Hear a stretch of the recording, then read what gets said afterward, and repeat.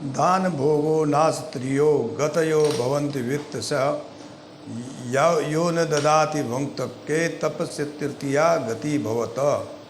संपत्ति के तीन परिणाम होते हैं, दान, उपभोग और नाश।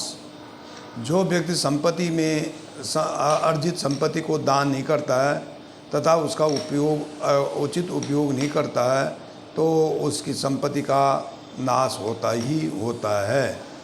तो ऐसी संपत्ति का न तो वह स्वयं ही कोई लाभ कर ले पाता और न ही समाज ही को कोई लाभ दे पाता है। माँ शारदे को नमन।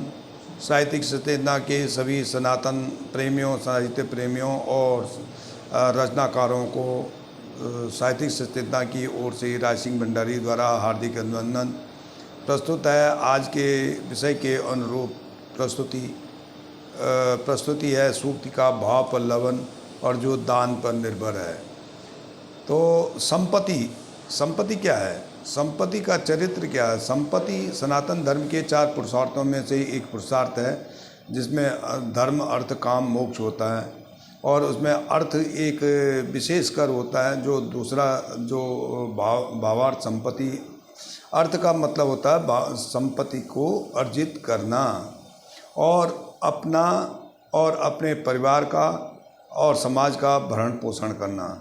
अपना और अपने परिवार का तो आप व्यक्ति समाज भरण पोषण कर लेता है, लेकिन समाज का भरण पोषण करने के लिए दान करना पड़ता है। जब एक दूसरे पुरुषार्थ का कर्म आता है तो मनुष्य अपने गृहस्थ आश्रम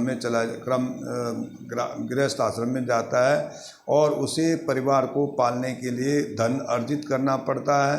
और यह भी सत्य है कि कोई भी व्यक्ति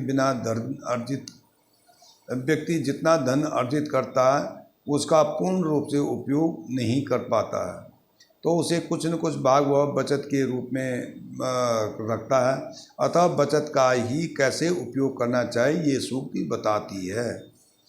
पहला सर्वप्रथम है संपत्ति को दान करके।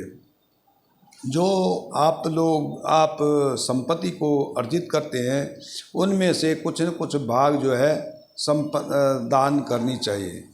दान सनातन धर्म के 5 प्रायश्चितों में से एक आयाम है जिसमें तीर्थ, तप और दान, देव पूजा और ये होते हैं और उसमें दान सबसे महत्वपूर्ण है, क्योंकि दान जिस प्रकार से एक पेड़ जो है कई व्यक्तियों को फल दे सकता है, उसी प्रकार से एक व्यक्ति भी कई भूखों को भोजन खिला सकता है।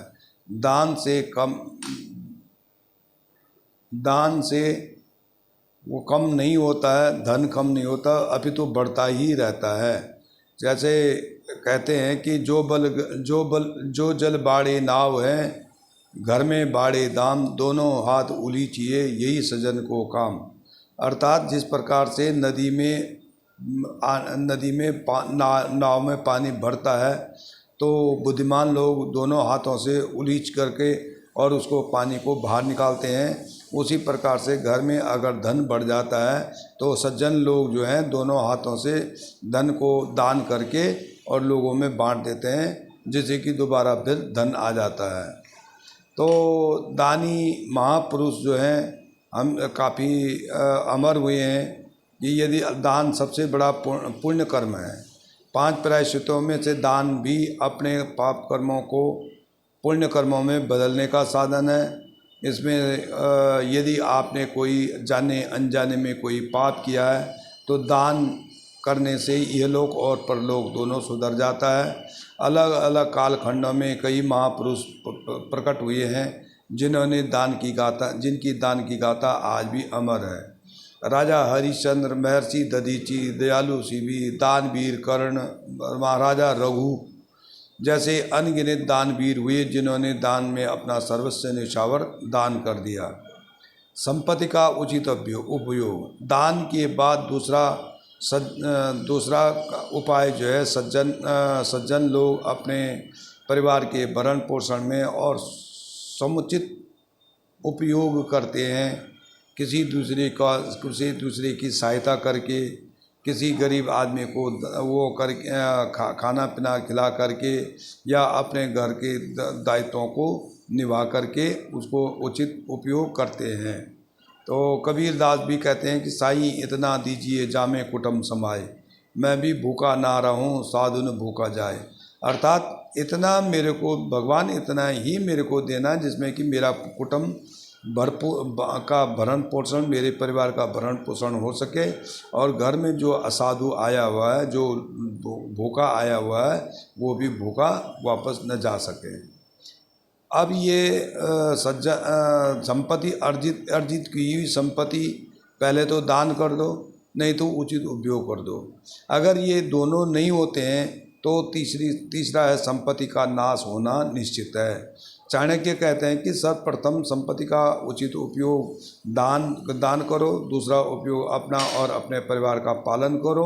अगर ये दोनों नहीं किए गए तो अंत में दान का नाश होना, मतलब धन का नाश होना निश्चित है, क्योंकि अति कभी भी अच्छी नहीं होती है। और संचित धन का ज्ञान का पता जब चल जाता है तो घर के नाश में निम्न प्रकार से धन का नाश होता है। पहला, चोरी और डकैती होने पर, जब ज़्यादा धन हो जाएगा, आपके पास इकट्ठा होगा, आप समुचित उपयोग नहीं करेंगे, दान नहीं करेंगे, तो चोरों और डकैतों को भी पता चल जाएगा और वो कभी भी आपके धन को छीन सकते हैं, चुरा सकते हैं। राजा द्वारा छीना गया धन, आय से अधिक संपत्ति को इकट्ठा करने पर